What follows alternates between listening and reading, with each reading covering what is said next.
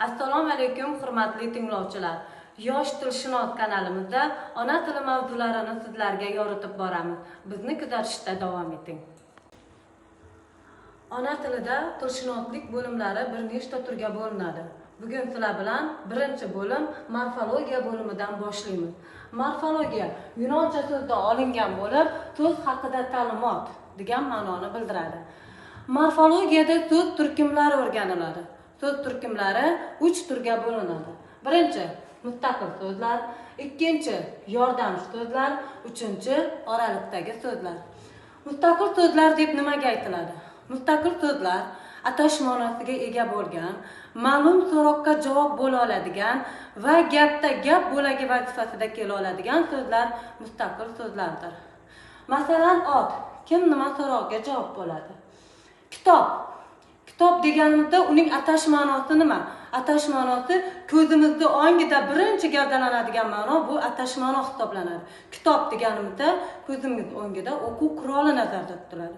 Kitob nima so'rog'ini oladi? O'shanisi bilan bular mustaqil so'zlar. Sifat qanday so'roqqa javob bo'ladi? Chiroyli. Chiroyli gul. Qanday gul? Demak, bu yerda chiroyli so'zi ma'lum so'roqqa javob bo'la olgani uchun bular mustaqil so'zlar hisoblanadi.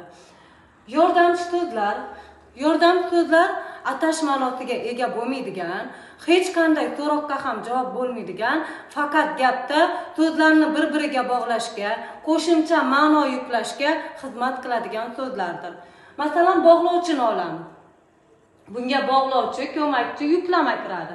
Bog'lovchida va bog'lovchini olsak, va bog'lovchini atash ma'nosi yo'q. Ko'zimiz o'ngida va bog'lovchida hech qanaqa taassurot kelmaydi. Onam va ukam faqat ikkita so'zni bir-biriga bog'layapti. Va deganda unga hech qanaqa so'roq berib bo'lmaydi. Mustaqil so'zlarga o'xshab kim, nima, qanday, qanaqa so'roqlarni olib kelmaydi. Bular so'zlarni bir-biriga bog'laydi. O'shaning uchun ham bular yordamchi so'zlar hisoblanadi. Ya'ni atash ma'nosiga ega emas, ma'lum so'roqqa ham javob bo'lib kelmaydi. Oraliqdagi so'zlar: undov, taqlid, modal so'zlar. Oraliqdagi so'zlar mustaqil so'zlarga ham kirmaydi, yordamchi so'zlarga ham kirmaydi. Faqat ikkalasini orasida qatnashib yuradigan so'zlardir. Oraliqdagi so'zlardan masalan modal so'zga bitta misol. Afsuski, uni bugun ko'rmadim. Bu yerda afsuski modal so'zi yordam so'zlarga o'xshab yoki gapni bir-biriga bog'lamayapti. Mustaqil so'zlarga o'xshab hech qanaqa so'roqqa javob bo'lmayapti. Bu oraliqdagi so'zlar o'shaning uchun ham mustaqil so'zga ham, yordam so'zlarga ham kirmaydi, orasida yurib, ularning gapdagi o'rni bilinar-bilinmas tarzda ishtirok etadi. Afsuski, uni bugun ko'rmadim.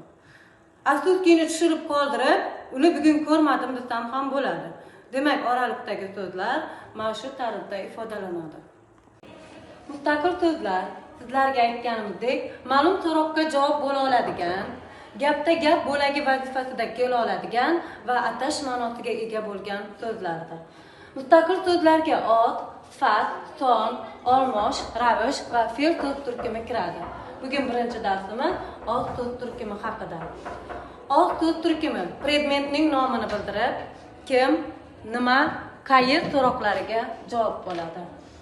Otlar ma'nosiga ko'ra ikki turga bo'linadi. Atoqli ot va turdosh otlar. Atoqli otlar bosh harf bilan yoziladigan otlardir. Turdosh otlar esa kichik harf bilan yoziladigan otlar. Atoqli otlar shaxs nomi, narsa nomi, o'rin-joy nomi bilan ataladi. Turdosh otlar shaxs oti, narsa oti, o'rin-joy oti nomlari bilan ataladi. Biz ikkalasini almashtirib qo'ymasligimiz uchun atoqli otlar nom, turdosh otlar esa ot tarzida keladi. Masalan, shaxs nomini toping deganda, uni shaxs oti bilan aralashtirib qo'ymasligimiz kerak. Atoqli ot nima? Atoqli ot umumiy bo'lib turgan predmetdan bittasini ajratib ko'rsatish. Turdosh ot esa umumiy predmetning bitta nomi. Masalan, men o'quvchilar desam, hamma menga qaraydi. Chunki bu turdosh ot. Umumiy nomi, shaxsning umumiy nomi o'quvchilar. Endi men shuning ichidan bittasini ajratib ko'rsatishim uchun unga nom qo'yaman. Ya'ni Ezoda desam, O'sha shuncha shaxs ichidan faqat e'zoza qariydi. Bu esa atoqli otga tegishli. Umumiy bo'lgan predmetdan bittasini ajratib ko'rsatish atoqli otdir. E'zoza shaxs nomi, o'quvchi shaxs oti. Yoki amma, xola, amaki desak bu shaxs oti. Oshpaz, tikuvchi desak bu shaxs oti. Unga nom qo'ysak, ismini keltirsak, bu shaxsning nomi hisoblanadi. Narsa nomi bu atoqli otlarda bo'ladi. Masalan, men jurnal desam, bu narsa oti bo'ladi. Jurnalga nom bersam, bu narsaning nomi bo'ladi. Nomi bo'lgandan keyin bu atoqli ot. Gulxan jurnali. Endi o'rin-joy nomi bilan o'rin-joy otini almashtirmaymiz. Shahar desam bu o'rin-joy oti, shaharga nom bersam o'rin-joy nomi, ya'ni Toshkent.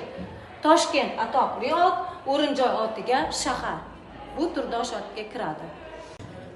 Agar matnda shaxs oti soni nechta desa, uni shaxs nomi bilan almashtirib qo'ymasligimiz kerak. Uni ham qo'shib sanab olmasligimiz kerak. Chunki shaxs nomi bu atoqli otlarda bo'ladi. Demak, oshpaz, tikuvchi, savdogarlar va xolanikida degan so'zlar bular shaxs oti hisoblanadi. Ya'ni bular turdosh otlarga misol bo'ladi. Demak, matnimizda 4 ta shaxs oti va bitta shaxs nomi mavjud. Endi otning tuzilishiga ko'ra turlarini o'rganib chiqamiz. Otning tuzilishiga ko'ra turlari 4 turga bo'linadi. Sodda, qo'shma, juft va takroriy otlar. Sodda otlar bir asosdan tashkil topgan otlar hisoblanadi. Ya'ni sodda tub va sodda yasamaga bo'linadi. Sodda tub otlar kitoblar, kitobning ularga lar ko'plik qo'shimchasi qo'shilsa ham, kelishib qo'shimchalari qo'shilgan taqdirda ham ularning so'rog'ida o'zgarish bo'lmadi. Demak, bu sodda tub. Kitob nima? Kitoblar nimalar? Kitobning nimaling? Sodda yasamada esa so'z yasovchi qo'shimchalar qo'shilib, yangi so'z hosil qilish kerak va so'roq almashadi. Kitob nima? Kitobxon kim? So'roq almashdimi? Endi bu sodda yasama bo'ladi. Qo'shma otlar. Qo'shma otlarda 2 va undan ortiq so'zlarning o'zaro qo'shilishidan hosil bo'ladigan otlar kiradi. Gul, bilut, toch, ot, bilut, ot qo'shilib, ya'ni qo'shma ot hosil bo'ldi. Gul, toch, xo'roz, qand. 2 ta so'zning qo'shilishidan hosil bo'lgan otlar qo'shma otlar deyiladi. Ota-ona, aka-uka, opa-singil deb o'zaro juftlashib chiziqcha yordamida kelganlar, bular juft otlar hisoblanadi. Takroriy otlar bitta otni aynan o'zini takrorlash yoki ikkinchi qismi hech qanaqa ma'no anglatmaydigan otlar, bular takroriy otlar deyiladi. Ona-ona, ota-ota, non-pon, choy-poy, tuz-puz. Non bor, buni mustaqil ma'nosi bor. Pon degan narsa yo'q. O'shaning uchun ham ikkinchi qismi mustaqil ma'no anglatmaydigan otlar, ular takroriy otlarga misol bo'ladi. Non-pon, choy-poy, tuz-puz, gul-gul, ya'ni 2 ta otning takrorlashidan ravish hosil bo'lgan. Gul-gul bu yerda takroriy ot emas, bular ravish hisoblanadi. Lar ko'plik qo'shimchasining ma'nolari. Lar ko'plik qo'shimchasi sanaladigan predmetlarga qo'shilgan paytda u grammatik ma'noni ifodalaydi. Kitoblar, daftarlar, o'quvchilar, partalar, ruchkalar, demak bu predmetlarni, shaxslarni sanab bo'lsa, bular grammatik ma'noni bildiradi. Lar ko'plik qo'shimchasi esa sanalmaydigan narsalarga qo'shilsa, ya'ni boshqa hollarda ular uslubiy ma'noda keladi. Birinchi hurmat ma'nosida. Dadamlar keldi. Bu yerda dadamlar aslida bitta dada bo'ladi. Ya'ni bu yerdagi lar shakli esa hurmat ma'nosida, o'sha dadani hurmat qilish ma'nosida kelyapti. Dadamlar keldi. Ikkinchi birgalikda anglash ma'nosida. Sobirlar keldi. Bugun uyimizga sobirlar keldi. Ya'ni sobirlar o'zi kelmaydi, u oilasi bilan birgalikda kelganligini anglatadi. Bir qancha sobir mavjud emas-ku, bitta sobir bo'ladi, u oilasi bilan birgalikda kelganligi uchun sobirlar keldi deyiladi. Tur naql ma'nosi. Ya'ni do'konga unlar keldi, do'konga yog'lar keldi, guruchlar keldi degan paytimda guruchni, unni, yog'ni sanab bo'lmaydi. Faqat ularni turini aytish mumkin. har xil unning turi bor, guruchni turlari, yog'ni turi bor. O'shanda bular lar qo'shimchasi bu yerda uslubiy ma'noda keladi va tur xilni bildiradi. O'xshatish, qiyoslash ma'nosida. Zulfiyalar qalam tebratmoqda. Ya'ni bugungi kunda ham zulfiyalar qalam tebratmoqda. Bu degani yosh qalamkashlarni zulfiyaga o'xshatish ma'nosida zulfiyalar qalam tebratmoqdadir. Uslubiy ma'noda kelganlar qo'shimchasidir. Bu grammatik ma'noni bildirmaydi. Grammatik ma'no bildirish uchun faqat taniladigan narsalarga qo'shilishi kerak. Keyingisi chama taxmin ma'nosi. Men taxminan soat 5 larda boraman. 5 da borishi aniq emas.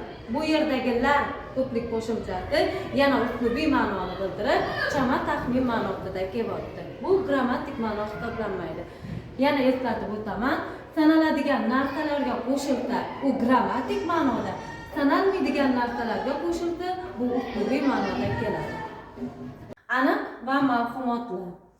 Aniqotlar sezgi a'zolarimiz bilan aniqlay oladigan, uni ko'rish qobiliyatiga ega bo'ladigan va ushlay oladigan otlarimiz aniq otlar deyiladi. Daftar uni ushlay olamiz, ko'ra olamiz, o'shaning uchun bu aniq ot. Gul uni ushlay olamiz, ko'ra olamiz, bu ham aniq ot. Qalam ushlay olamiz va uni ko'ra olamiz. O'shaning uchun bular aniq otlar hisoblanadi. Mavhum otlar sezgi a'zolarimiz bilan ushlab bo'lmaydigan yoki uni ko'rib bo'lmaydigan narsalar, faqat xayolan tasavvur qiladigan narsalar, bular mavhum otlar deyiladi. Mavhum otlar quvonch, farishta, qayg'u, sog'inch. Masalan, farishtani ko'ra olmaymiz, uni borib ushlay olmaymiz. Faqat xayolan tasavvur qila oladigan narsamiz. Bu mavhum tushuncha, mavhum ot. Sog'inch uni borib ushlay olmaymiz, ko'z bilan ko'rib ham bo'lmaydi. Bu insonning ichidan chiqadigan tuyg'u. O'shaning uchun bular mavhum tushuncha va mavhum otlarga misol bo'la oladi. Ukamlar va ukalar. Bittasi hurmat ma'nosida, bittasi esa ko'plik ma'nosida kelganlar qo'shimchasi mavjud. Ikkalasini farqlash uchun biz egalik qo'shimchasiga e'tibor beramiz.